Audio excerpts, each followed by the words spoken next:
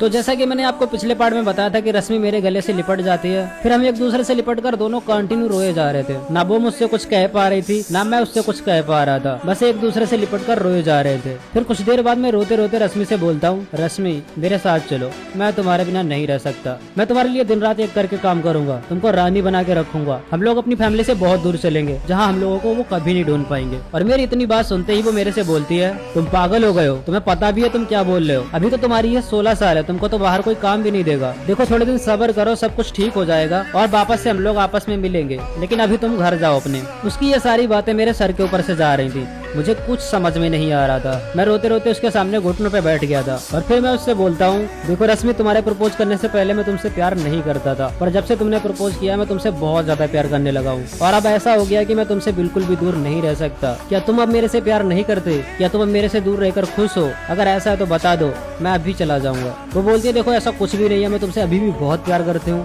और मैं तुमसे दूर रहकर बिल्कुल भी खुश नहीं हूँ। पर अगर तुम मुझसे सच्चा प्यार करते हो तो अभी तुम अपने घर चले जाओ। मैं तुमसे प्रॉमिस करती हूँ 2 साल बाद हमारा इंटर कंप्लीट हो जाएगा, उसके बाद हम एक दूसरे के साथ शादी कर लेंगे। उसकी ये बातें मुझे समझ में आ जाती है और मैं वहाँ से चल देता हूँ और वहाँ से ट्रेन पकड़कर रात तक अपने घर आ जाता हूँ। घर पहुँचने के बाद हमारे घर वाले मुझे बहुत डांटते हैं, बोलते हैं पूरा दिन गायब था, कहाँ गया था। मैं उनको कुछ भी नहीं बताता हूँ, चुपचाप आके घर में सो जाता हूँ और फिर उसके बाद